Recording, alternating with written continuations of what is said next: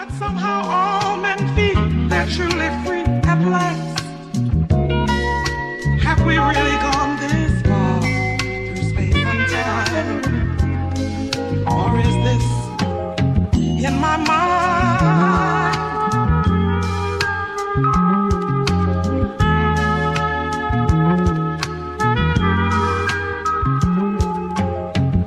In my mind.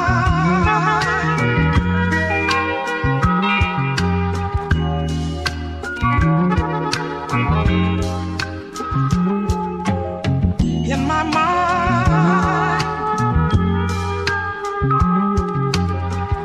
In my mind. In my mind.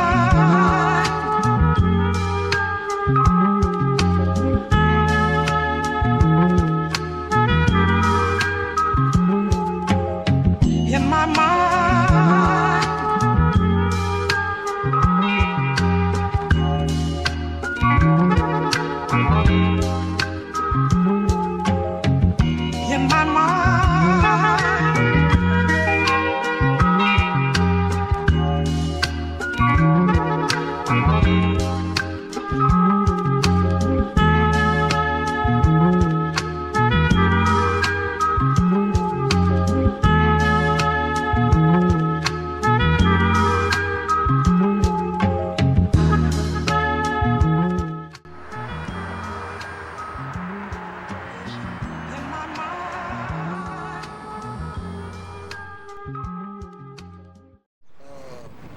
Well, I came here, I was on probation, and I was offered an opportunity to get involved with sober living homes that would allow me to become a manager or an owner or something and whatever else. And then I can start on having my own ministry. And I still do ministry, God just did it in a different way than what I was thinking, because I'm so used to the way the world do it, and being institutionalized, not meaning incarcerated through prisons and stuff like that, but that's one of the main reasons they say that. But we're all raised through institutions.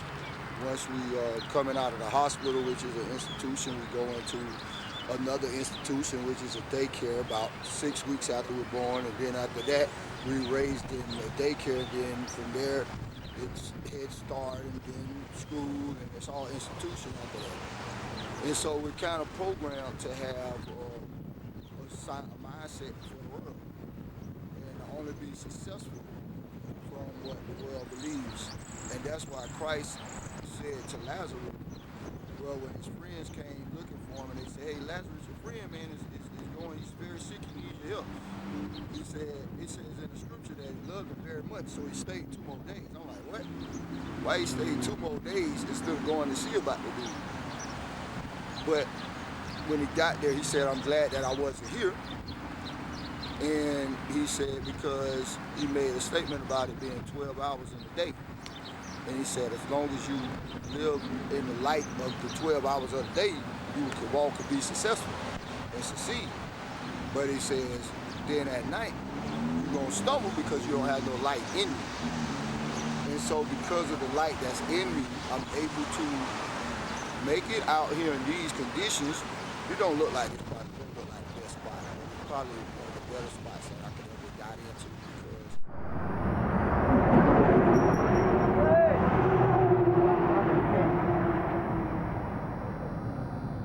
you got a camera? Yeah, I'm shooting an interview. That's okay. You know, my name's Tyler Washington, Kansas City. Born and raised. It gives me breath for the day, you know what I mean? It makes me feel like I have hope, like things are going to turn around and things are going to be good, you know. But currently I had to borrow my friend's pants because I don't have any clothes. Everything I've owned electronically and apparel-wise has gotten stolen. I've only been down here for 2 months. Again, I've worked my whole life, worked my ass off to not be homeless. I was an Uber driver in the city for 8.5 years, and I made $164,000 on paper my best year, not including, you know, tips and stuff. But My Uber vehicle, my personal vehicle, I paid for, got totaled, and I lived on my savings for 5 months, and then I got into a rental, and a person I've known for 20 plus years was so ate up on drugs I had no idea. Literally drugged me. I woke up and the rental's gone, and from there it just flipped my life upside down. And in the midst of all this, I found my best friend's dead body with a bullet hole in her head. My best guy friend died a complete year later, and I also recognized within myself that I never dealt with the PTSD surrounded around my own sister's murder, and her murder occurred 29 years ago. So it's all these things, you know, and I can say, just from my experience, I can say majority of us, and I think my friend said it too, majority of us didn't ask to be homeless. It was just, you know, the things like I just told you, flipped my whole life upside down. And there are some people out here that choose that, and that's great, you know what I mean? But most of us don't have a choice. And then they're doing stupid things like rushing us out of here because for a soccer game, you know? And not saying, here's some blankets, or here's some candles, here's some dry book of matches, or, you know, here's some energy bars, something that even if you get wet, you know, you could still live off of, you know what I mean? And then here's a water that can never be damaged, or, you know what I mean? Because, I mean, you could have 10 people in the tent because everybody's freezing their ass off, and then 8 of your waters get smashed, and then you're lucky if you have 2. It's just really ridiculous. Like, everything's day to day, and one thing is a process. Everything around here is a freaking process, you know? And that is so time consuming. So if I have adult things I want to do today, I have to do normal things first, like try to get a fire, or, you know, try to get warm, try to get a dry outfit, something that fits. It's really hard out here for a lady too, you know. But I don't know. It's just, you know, I think my friend Virgil over there had it right. Like, it should be like reverse roles out here, you know, where people should really have to get down to the nit grit on what we deal with on a daily. It's been hell out here for me, man. I've been fire extinguished in the face twice. I've had 2 5-gallon buckets of water, not by a person, dumped on me when it was like 20 degrees outside or 0 degrees outside, and, you know, barely a fleece blanket, no clothes. Another reason I lost my toes because somebody stole my snow boots, and it was the first day we had a blizzard, and, you know, there's snow this high, and it was so cold I didn't realize I didn't have a shoe on for 20 minutes. So therefore, you know, one thing led to another, and then you had freeze dry rain temperatures and more snow and more freezing, and, you know, below 0. And I mean, what was it, 2 weeks ago, Ray, when it was super windy? Like, I'm surprised the tent stood up. And I mean, we had more bodies in here than we would have ever wanted, but it was that damn cold, man. And there's people out there with no tents because people have set their tents ablaze. People will do that out here too, you know? And unfortunately, you know, people aren't smart enough to keep weapons on them to cut themselves out of the tent, even though we shouldn't have to do shit like that. But a lot of people die just because of shit like that. You know, it's really sad, actually. There's animals out here dying because these fires get started because people are freezing so bad we get desperate, and, you know, we're trying to start a fire any way, shape, or form. And, you know, one of our good friends set their whole mansion of a tent on fire, and their dog died in the fire. Like, this is really fucked up and sad, man. And frustrating and overwhelming. Even if they had like little vans that we could dip into for like 2 hours to take a nap, it'd be better than the freezing our asses off with no candles, no thermal gear. Like, I know they sell thermal hats and thermal gloves, you know, things that stay hot all the time, you know, which would be smarter, I think, in my world, than buying hand warmers over and over and over again. Also, my friend told me about, what was it, Walmart, that for $12 you can get rechargeable hand warmers. That was way cheaper, passing that shit out to everybody, than buying a shit ton of hand warmers, man.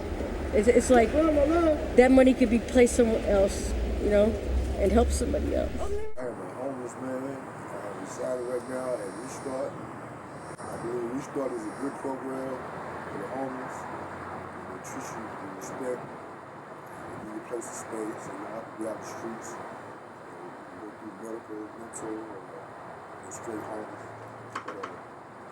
I've been homeless 3 years now since I come home from prison.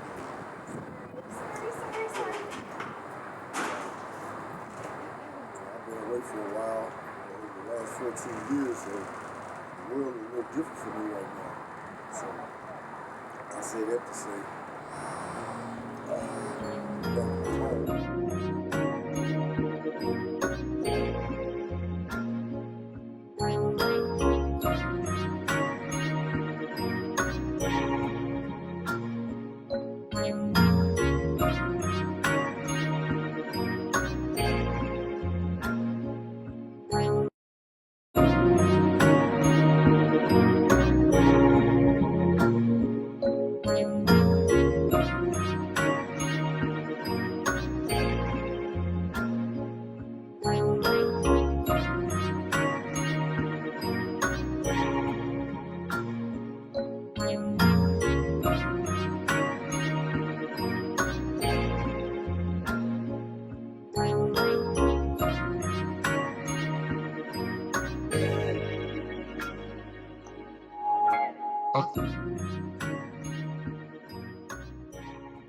Our kiddos stay behind closed doors. They have to be supervised for 24 hours. They're not able to go out with the rest of the population at all. But they are able to do like 24-hour visits or overnights with their families. And we encourage that as well. Consistent. We have our waves of where we'll have like an overload of calls and we're already full. And then we'll also have those moments where we don't have any youth.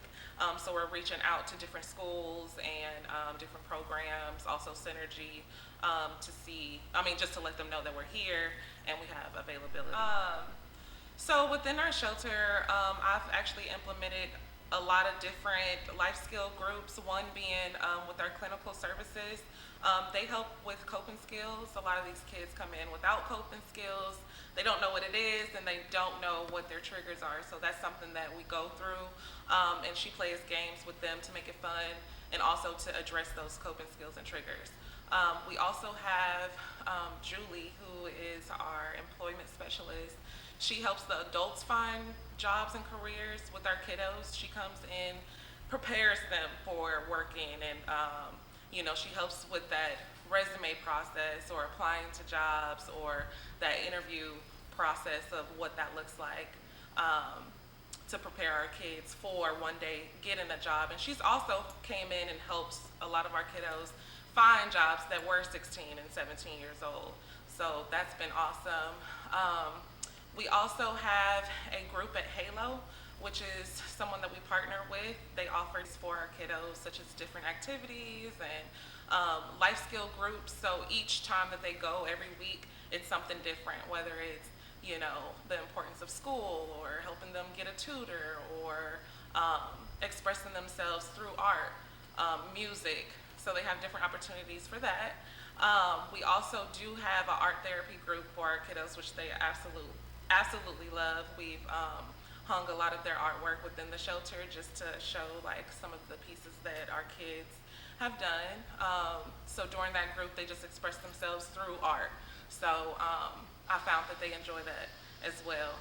Aside from that, we have implemented like a house meeting within our shelter every day aside from Saturdays, where the kids, they all get together with the youth care worker. They talk about conflict resolution. They talk about, affirmation, journaling. So we do that in-house just to kind of check the temperature for everyone to kind of get to know each other as well. So all of these groups together, we put these together for our kids to be successful during their next step or, towards their journey.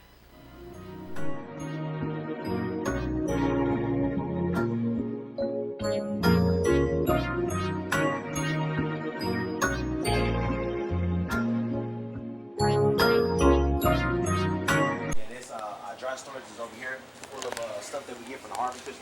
Try not to get this part if you can. But, taco shells. We got a bunch of mac and cheese. We got corn. We got onions. We got peanut butter here. We got oil. Sodas for days. A lot of the times we get a lot of stuff from the harvesters and a lot of stuff from the state, like TFAB, and we just create different meals for them. You know, give them variety. You want them to have the same thing you can get on the outside. You know, let's go back this way. Sorry for the tight squeeze. Alright, we get it.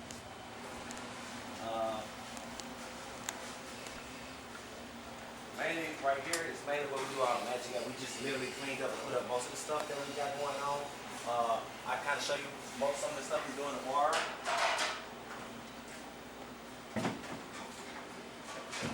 So tomorrow I'm doing the chili, which is a lot of stuff. Everything we make here is fresh.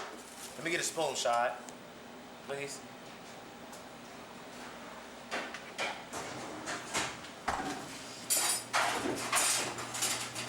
Anyway, I just need something to turn around. That's cool.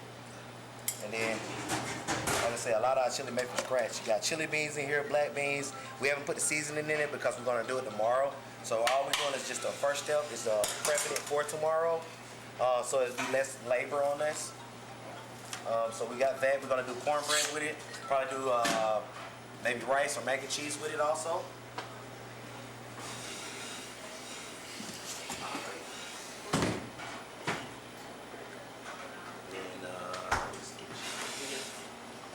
To the line. So on the line today, like today we did one ton nachos. We got pork here, we got beef. It's kind of like a taco bar. They already came through and got some of the food already, so that's why it looked a little bit of a mess. But kind of where we at with that. These are boxes. I can get one. Let me tell them that I got a camera going. Okay, hold on.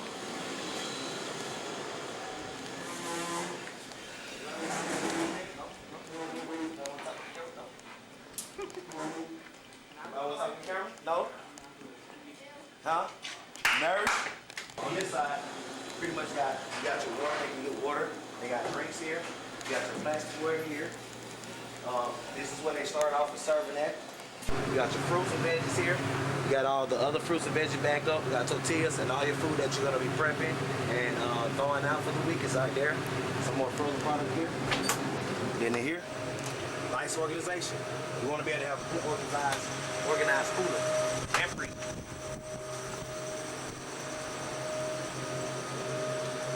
You have to literally know what you're doing. You want to create stuff from scratch. You want to create stuff from like your memories, you know. So sometimes we might get, let's say, croissants, or I might get a bunch of pizza toppings. I'll make like croissant pockets into the pizza. So it'll be this big, but it's croissants pizza, if that makes sense. I don't know how to make it make sense, but yeah.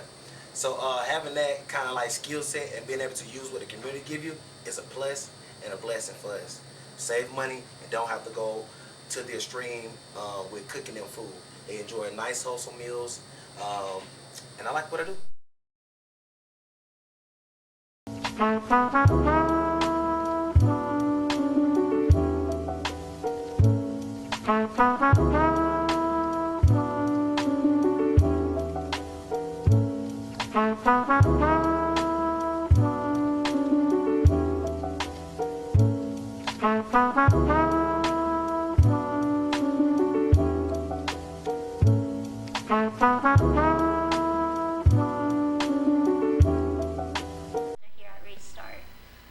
So I do mental health groups, I do individual sessions with the people who stay here to talk about coping skills, and I connect them to outside mental health resources like therapy and other kind of groups, peer support groups. They're obviously focused on housing, right? But they also need like social support as well. A lot of people have lost family, or their family, like with the youth, like family don't take care of them, they got kicked out, they ran away, whatever that looks like. So they just need someone to listen to them and support them. Yeah, I think it definitely plays a role. Even like the clients amongst themselves, like they have that feeling of embarrassment that they were placed in this situation, or they got in their situation, shame, those kind of things. And so we just kind of be like, okay, well, you're here, so how can we help lift you up? We don't look at the past, we're like, what can we do to get forward? Yeah, I think I am pretty informal when I talk to people, so they don't have to call me miss or whatever. Part of that is because I'm usually younger than the people we serve, so that makes me feel weird for that. But like they call me Abs. They're like they come up with nicknames, and so I think that helps too to build that relationship because then they're like, oh, she doesn't care. She's not strict on this stuff. I also tell people about myself. So I share little things about myself that kind of opens that door that they can share about themselves. Yeah, so Restart is unique, especially here in Kansas City, because we don't, clients can stay in this building, right, all day. A lot of the other shelters, they have to leave after breakfast. We're not like that. So here we have mental health supportive services, and those are the psychoeducational groups. We have substance use recovery services and connect people to treatment if that's something they're interested in. And then we have substance use prevention activities. Those are kind of the fun things. It's also developing coping skills and whatnot, but they're kind of known as the fun groups and build connection with other people who are here.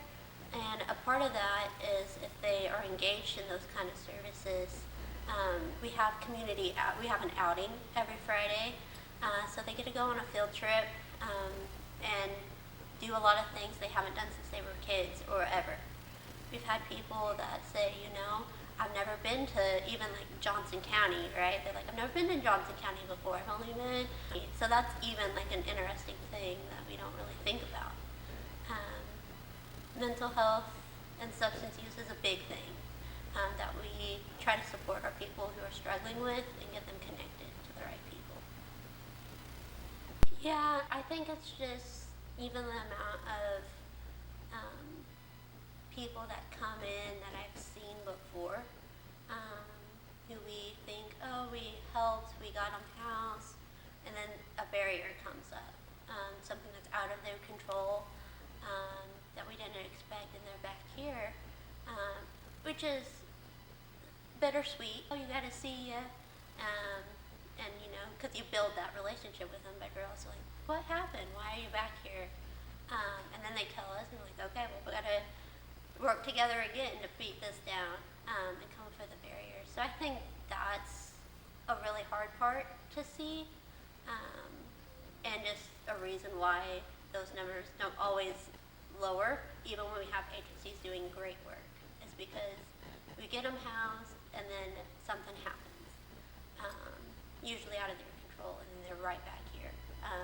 But the good part is they know about us, know to come here. So a lot of it, like here recently, it was like their inspection, it ended up with their housing didn't pass the second time or something like that, right? So then they're like, you can't be here. And then he's like, okay, they had nowhere to go. And he's like, now I gotta find another place that takes my housing voucher. Even getting a housing voucher is a barrier itself. There's wait lists for years for people. People's been on wait lists 3, 4, 5, 6, like years, right?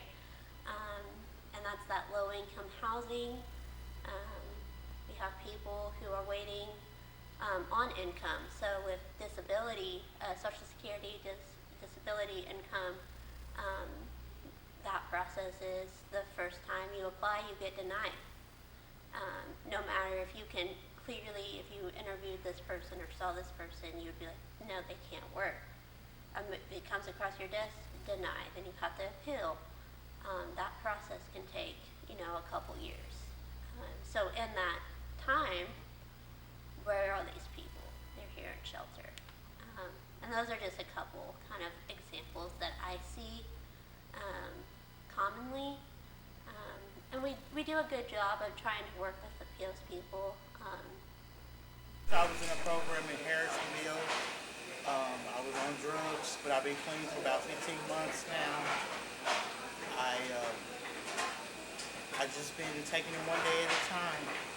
They don't look at you as being homeless. They help you as much as they can. All you gotta do is put in the fourth hour, and they will help you. Case managers are amazing, very high of being homeless. But the thing about it is, if it's not the people that's helping us, it's the people that they get into the program.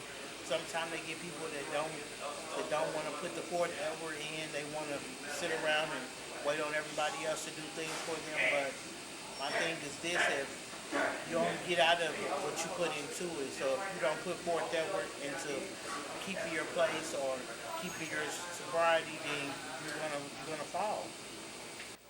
A lot of the families, the family shelter is consisted of 13 suites.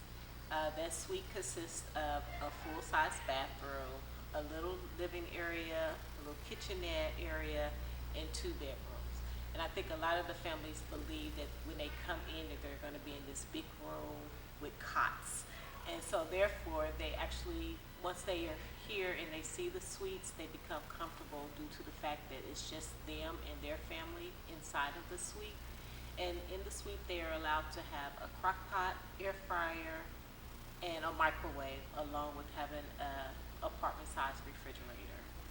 Um, Throughout the stay, as a case manager, we provide different supplies: hygiene, toiletries, personals, cleaning supplies. So we give them the basic necessities so that they're able to save their money and not feel like they have to buy the things that they need to clean their rooms or just daily personal care. So, when the clients come in, each client is different. Each client has different barriers that they need to overcome in order to get housed and sustain it. We have families that are coming in that don't have employment, they have past due evictions, they have past due utility bills, they're dealing with mental and substance abuse issues, they are fleeing from domestic violence. So in the midst of communicating with them and doing case management, you try to figure out what these barriers are, and then you begin to set up a housing plan, and you focus on the first priorities. If they're dealing with substance, mental, or DV, then we try to address those issues head on first, because no one can function in a work environment or anything else until those issues are taken care of. So once we address those things, then we start looking for employment. We have an employment specialist here, so if we feel like they need to get interview ready, resumes completed, we get them referred down to the employment specialist. We review the resumes, we do mock interviews, and then we start to do a job search.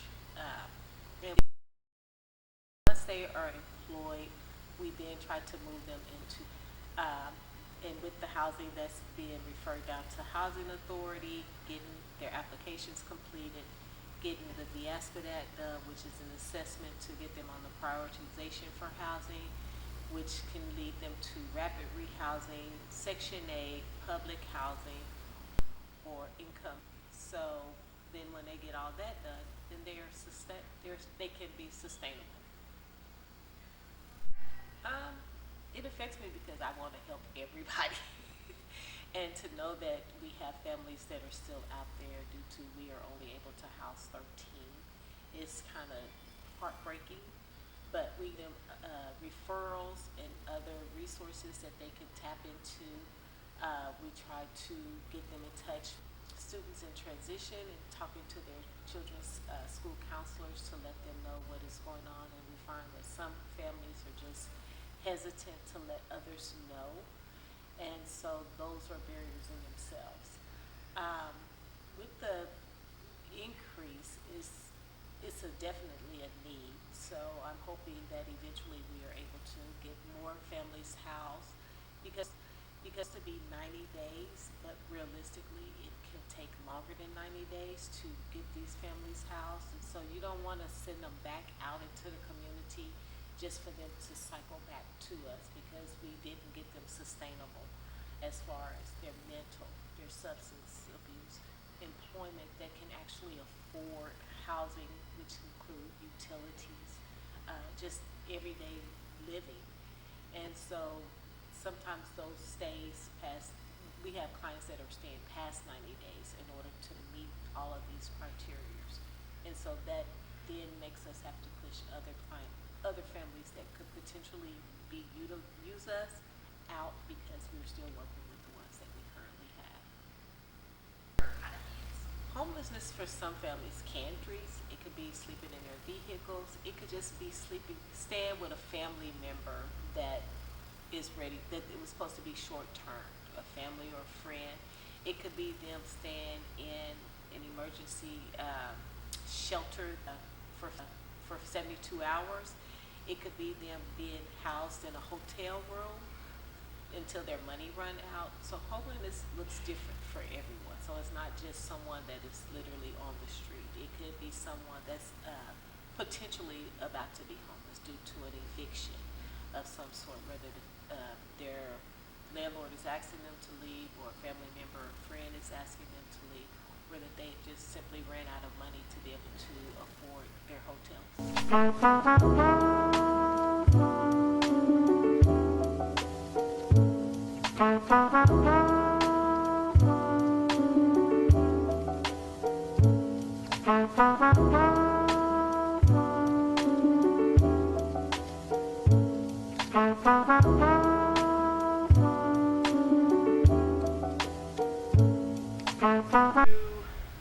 Kind of resiliency building, coping skills, but I feel like there's a component of just helping people rediscover their joy and their capacity to experience joy despite circumstances, and to build resiliency to keep moving forward in what is, as we long and arduous process once you become homeless, to get back to housing.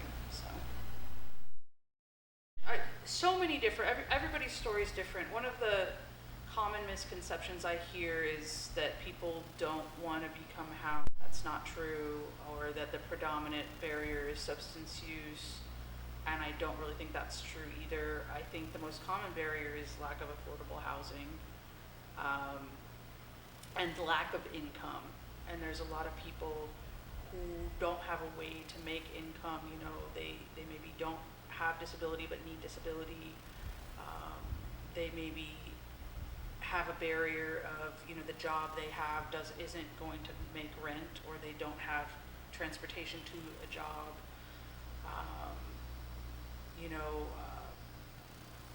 Different forms of needing disability or other services that we don't have anymore, like long-term stability services, and or that maybe are not as available as they were at one time, like Section 8. There's usually about a 5-year waiting list for that, but I think the need is much greater for things like that. Yeah, I think that I was saying off camera, I used to live and work in New York, and I worked with Coalition for the Homeless for 5 years. And New York has a very different, similar problems, like a lack of affordable housing, but also they have a right to shelter, so they have way more shelter beds, but similar problems, like once people become homeless, because of those barriers of not being able to afford rent, they are staying homeless for a long time. And so when I first started working at Restart, I feel like we were at this moment where rents were starting to rise, still, more than they had been, but they were still cheaper than they were now. There were still some programs in place, kind of emergency programs. I think I came in 2021, so right at the end of some COVID dollars that we don't have now anymore. But since I've been here, I feel like rents have really spiked, and then we're also seeing cuts in transportation and bus funding and things. And also Kansas City doesn't have a lot of renter protections that other cities have. So I feel like there's a crisis there too, that, landlords are buying up properties and there's not protections, like once your lease is up, your rent might be tripled and there's really not much you can do once your lease is expired. And so I think kind of like those crises and then some of these, voucher programs expiring at the same time has led to people longer. Not because they're not working hard or not because they're not doing something that they should be doing. It's just there's not a lot of resources to get them out the door once they're here. So we've been having to be creative and finding solutions for people, which as social workers, that's what we do. Yeah. Yeah. It's absolutely not. I have clients who make $700 a month for their disability. That's their entire income. And again, they're on disability, so they don't have the ability most times to get another. If they do, we're obviously going to work with them and try to build their income, but sometimes that's just not an option. So yeah, that's where the voucher programs would step in and fill that gap, like an income-based apartment complex or a Section 8 voucher or a similar voucher. And there's just not enough of those.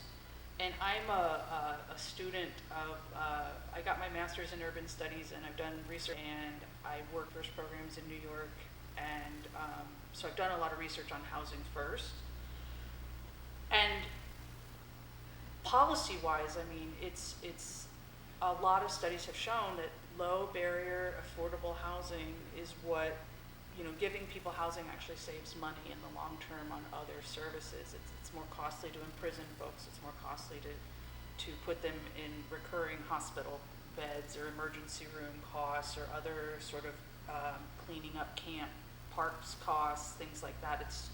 It's a lot of times cheaper to give them some sort of housing, and the different ways to do that are varied.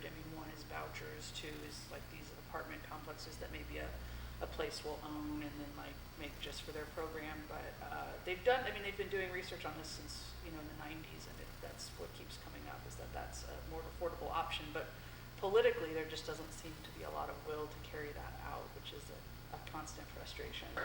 So a lot of times, and no disrespect to sobriety programs or sheltering programs or religious-based programs, they all have a place. We need all hands on deck. This is a crisis, and some of those are great fits for people. But research shows, a lot of times some of those places will have preconditions upon them. This could be a sobriety condition. You have to be sober before you come into this place, or you have to be of a certain religion, or you have to go to certain classes, or you can't live here. And while again, those will work for some people, for a lot of people they don't work. And especially if you're working with people who are chronic, people with substance use disorder, being homeless usually increases, anxiety, mental illness if you don't have access to regular health care, checkups. It increases health issues of all kinds. Because living outside is really not good for your health. But it also usually increases substance use. And when you provide that stability, a lot of times substance use will decrease thanks to that stability, if that's one of the goals that you're trying to work on. So having substance use abstinence as a precondition for housing usually kind of sabotages the ability to get the housing in the first place, which therefore doesn't solve the problem of homelessness. I think that people should know that this could happen to anybody. It could be your brother, it could be you, it could be your sister. That people experiencing homelessness are normal people. They are deserving of respect, kindness, services. I think what I want to say, the hardest part of my job is not, daily frustrations with complicated solutions of homelessness, but it's the way that I hear my clients talked about in the media, and by certain people who are designing policy, of just very hateful comments about, oh, they don't deserve this, or why are you wasting money on this? And so that these policies that we've done research on, there's not a lot of political will to implement them because there is this sort of stigma towards people who may have substance use disorder, or may be experiencing homelessness, or there's a lot of hatred on just seeing people who are visibly homeless. There's a lot of anger towards them, even though they're more likely to have crimes committed, they're more likely to have health problems and all these things, and they need services and support, and people just really don't want to see them. And a lot of the policies you'll see is just trying to move them around or hide them, but not really help house them, which is again why we're going back to this. We have the highest chronically homeless rate in the nation. There you go. So these people are just as deserving as love and support and resources as anybody that you might know. Yeah. That we serve, the resilience that they show us, Exactly. insane. And I mean, it's just a very common thing. I've had my phone for like 20 years, right? I've had the same email address. And one really good program, but it's also confusing, is that they do at this point in time have the free cell phones if you have Medicaid or food stamps. Tremendously helpful, can help people get connected to jobs, housing, all of those things. But if you have a long wait time, like if you're trying to get a hold of Medicaid, which I've had people wait on the phone 3 hours to get a hold of Medicaid, that uses all your minutes. You know, you used all your minutes getting a hold of the IRS, getting a hold of Medicaid, getting a hold of Social Security. So finding a way to do that. Sometimes the phones will break, sometimes they'll run out of minutes, and sometimes they'll get lost, stolen, and you can get another phone, but if you don't cut that phone off and spend about an hour and a half like trying to navigate what service it was through and whatever, they'll cut you off, and then you just won't have a phone and you won't know who to call. But the other problem is if you have had a different phone number or a different email address, and any accounts you've had that are associated with those, like your Gmail, your Credit Karma, anything like that, a lot of times they're connected to an old account, and so they can't do that two-factor authentication like when you try to log in. So many people I know don't have access to their old accounts, and it's just a very common, like, it's very hard. You have to totally set up a new email, you have to totally set up a new phone, and that's just a small complication that I see constantly that people just maybe wouldn't think of. So, yeah. Nas, first of all, thank you, Daniel. It's been a toughie for me and this guy. When you talked to us last, we were talking about all the wonderful reasons to not be homeless.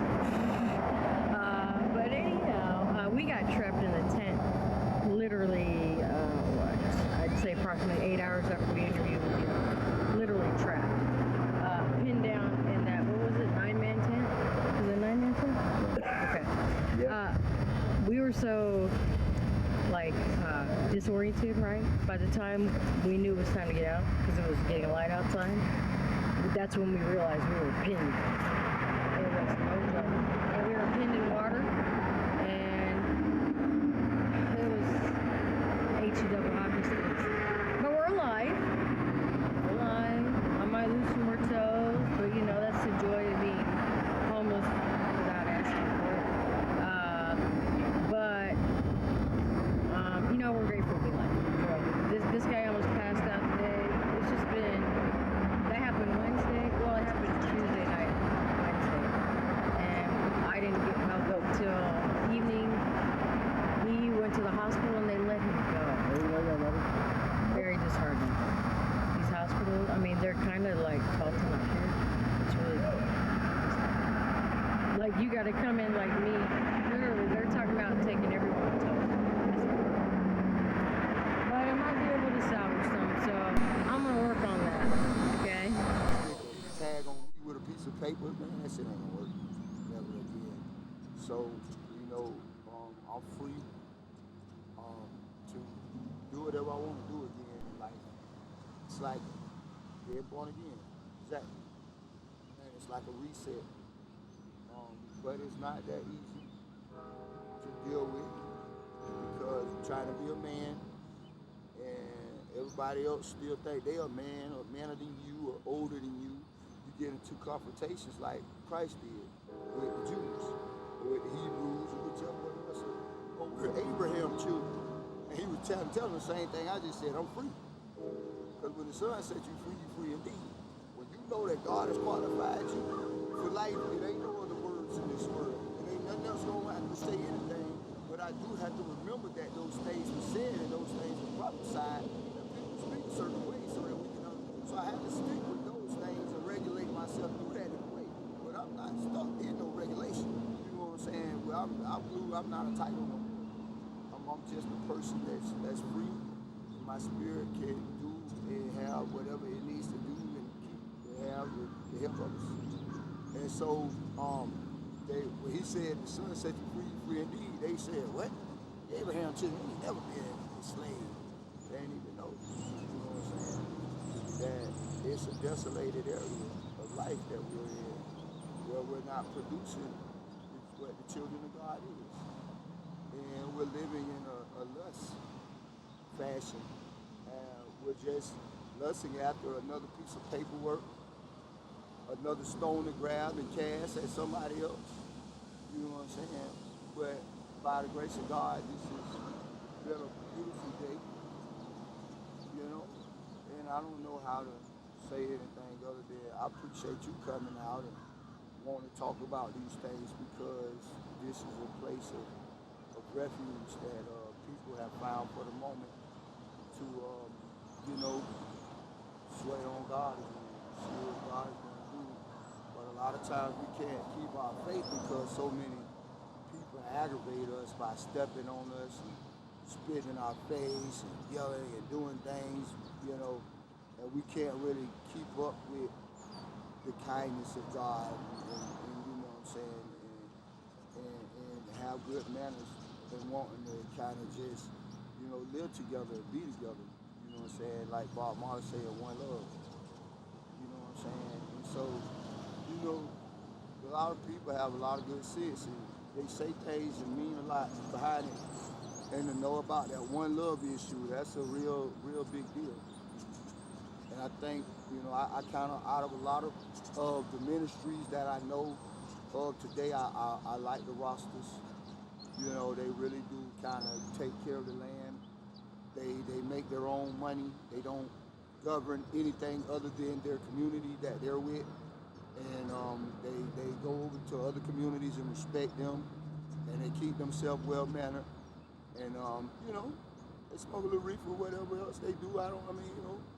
We all got our own little gyms, and, but they're very conscious of their being, their property and their possession and their person and what they can give back to this place while they're here. And I really do enjoy them a lot as far as a culture of people go. And their musics and stuff are very, very, very, they got some real beautiful music, you know what I'm saying, for real, like, just they rhythm and shit, they're good at it, boy, you see some of the women dancing, yeah, they're really good at it, but they're probably one of the better ministries I've seen in a long time. They don't really fight with a lot of people and stuff like that, but they will fight, but they're very, very conscious of their position on the land, and they try to just, and you don't see them all spiffy and clean, and but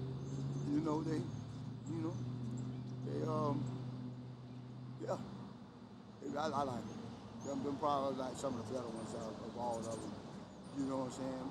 But far as the word Christian goes for me today, it's a title really. And it's a way to church, to understand church a little better than anything, but bringing it into church's state, letting the government be a part of it and allowing it to govern the bodies of the world. And how do we know that's true? Because the Pope inaugurates the president whenever so we know that church is supposed to be over the state. And this is what Christianity is supposed to be.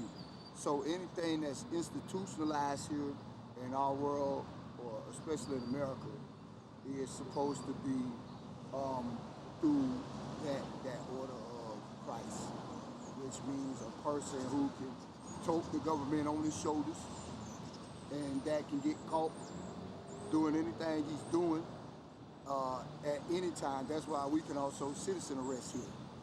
You know what I'm saying? Because you are every man is created equal. You know what I'm saying? And so if you see somebody out here doing something that ain't, we all Christ-like. And so but our government, everything, but it's not nothing like it's supposed to be. We way off. We way off. Just because, like I say, if it ain't no paperwork, you ain't nobody. You know what I'm saying? And if you ain't walking by the light of this world, then you can't walk at night. You know what I'm saying? Because it's just some dark times for you. You know what I'm saying? So it ain't nothing but dark times. And it shouldn't be there. When I see that, that's a tree over there. I'm finna walk over there to the tree, but what should stop me from getting to that tree? Nothing. But these steps I don't take. So if I know it take me some steps, what the fuck stop me from getting the tree? Well, boom, here come a bird swinging out from way out of there. And picked up the seed that was thrown out. Because I'm thinking I'm planting a seed and I'm finna go over there because my mind told me to take off and go over there, but I can't go there because it's a wayside over there. I didn't know. There's a way over there. What way? This way. Put your hand behind your back, buddy. You know what I'm saying? No, matter of fact, take your hands from behind your back and drop them down the lower and spread your ass cheeks. Cough. That's that way. And I'm like, oh shit, no, not that way. And so now you don't feel like a man no more. Cause from walking from here to there, it looked like night, but it got dark on me from here to there, just that fast. The seed that God planted in my mind to say, hey, yeah, you can do that. That's good. Go ahead and get it done. I'm with you on that. I go that way and boom, they go hit. And then now I don't want to think of doing it no more because I got hit so many times that I missed out. And I didn't almost get my blessing when the sun set me free that day. After being with that guy that was so confused and not making no sense. And then I'm walking around like, damn it, I'm on probation. That can't keep happening. I'm about to go down. I'm already fucking up. I'm trying to just do the right thing with you, Lord. I don't know how to work this out. And he just tells me to sit down. And the Holy Spirit and everything that I'm contemplating on and trying to draw in this, they don't even have to say anything. You know what I'm saying? Because he sits there and says, it's okay. You're doing what's right. You know what I'm saying? And so to be righteous, you know what I'm saying? It's a big deal behind it, but stay righteous, bro. Stay righteous. Come out here and talk with these people. Find out if there's anything you can do other than just try to put them on the TV screen. Because it might not make you who gets to say you're going to walk away with the table. You know what I'm saying? So, you know, some things ain't for TV. You know what I'm saying? Some things is for the time you get to share it. So if you get time to share with people, share it. You know what I'm saying? It's just a lot of things that was written that people that maybe have someone to help them in their travels too. Thank you, Father. But yeah, you just have to remember that you don't get to pick the time frame. So to try to frame it and put it on a picture and make it a motion picture, that's a blessing if you do get to do that. I ain't saying there's nothing wrong wanting to do that, but look at it in the Most High way. Look at it in the Most High. And know that, you know, just a moment out here with someone is probably more precious than anything.